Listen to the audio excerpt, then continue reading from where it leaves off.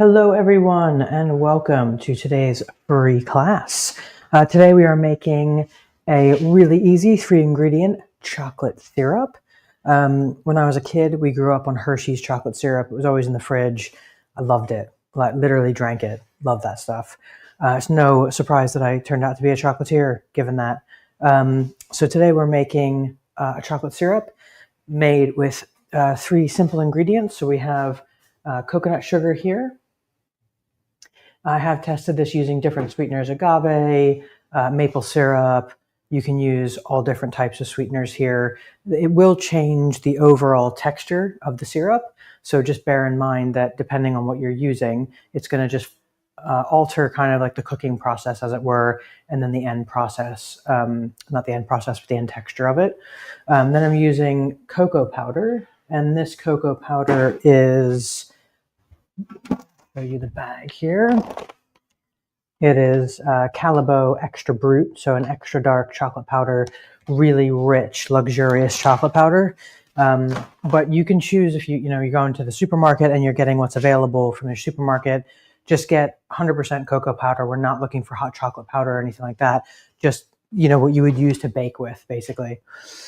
And then we have optional ingredients. So this is tamari, which is a wheat-free soy sauce. And this is used as a flavor kind of enhancer. So it deepens the flavor of the chocolate syrup, makes it more rich, and also balances flavor. And then we have sea salt for similar reasons. So that's gonna liven it up a little bit and bring out different flavor profiles and balance it a little bit as well. And then the only other thing is water or any kind of liquid. So you can use milk. You can use coffee, you can use tea if you want to do sort of infusions, you can use other things like that. But I've kept it quite simple and I'm just doing water. So all we're going to do is you can do this a multitude of ways, but basically sugar into water. If you wanted this to be sweeter, obviously just add more sugar. And I'm just going to start to dissolve this. Sometimes I'll just put everything in together. You don't have to do it one ingredient at a time sort of thing. You can do everything all at once. But just to dissolve the sugar. And then the most important thing is that once this does come up to a boil, that you keep an eye on it, because if you don't, it can burn really easily, because the liquid that we have here is going to start absorbing the cocoa powder.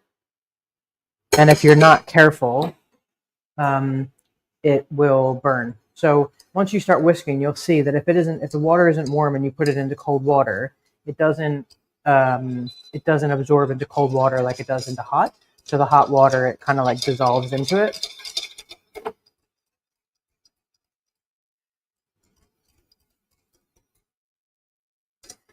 And then once it comes up to a boil and you start to see bubbles happening, you're going to take that down to a pretty low temperature.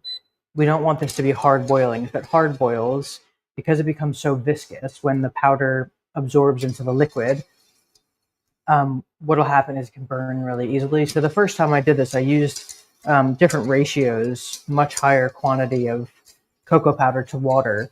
And because the cocoa powder absorbs the water, it got really, really thick, and it burnt like there was a kind of cake that formed on the bottom of the pan. So I tinkered with it a bunch since then to get this recipe. So, you want to follow it pretty closely. Now, you'll find all kinds of things online if you're looking for this recipe anywhere else, like an easy chocolate recipe, easy chocolate syrup recipe.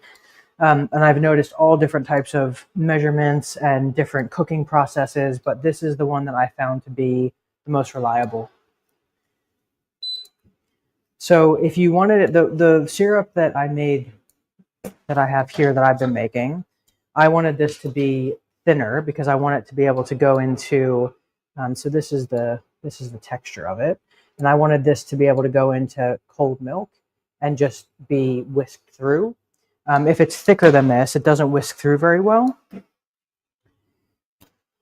And if you wanted it to be a thicker consistency, like almost like a ganache or like a whipped cream texture, you would add less water instead of having to reduce it more, just add less water, starting with maybe 20 grams at a time, just start adding less water. And by doing that, you'll end up with a thicker end result without having to reduce water out of it, if you see what I mean, which can then result in burning the the syrup anyway. And as I mix, I can feel a little bit of stickiness on the bottom, but not much. And then from here, it's really up to you if you want to keep going, if you wanted, again, something a little bit thicker, or if you're happy with where it is. I'm going to now add in just a smidge of tamari there. And that's really to taste. So, and sea salt, again, just a little dash just to taste, just to bring out those flavors.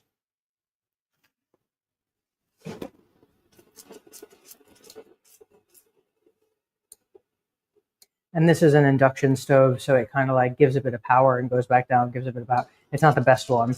On your stove, that will just remain consistently kind of simmering. And you can give it up to 5 minutes of simmering like this. Again, it's just going to keep reducing it, but you can also stop straight away and you're going to end up with a syrup that's more like what I just showed you.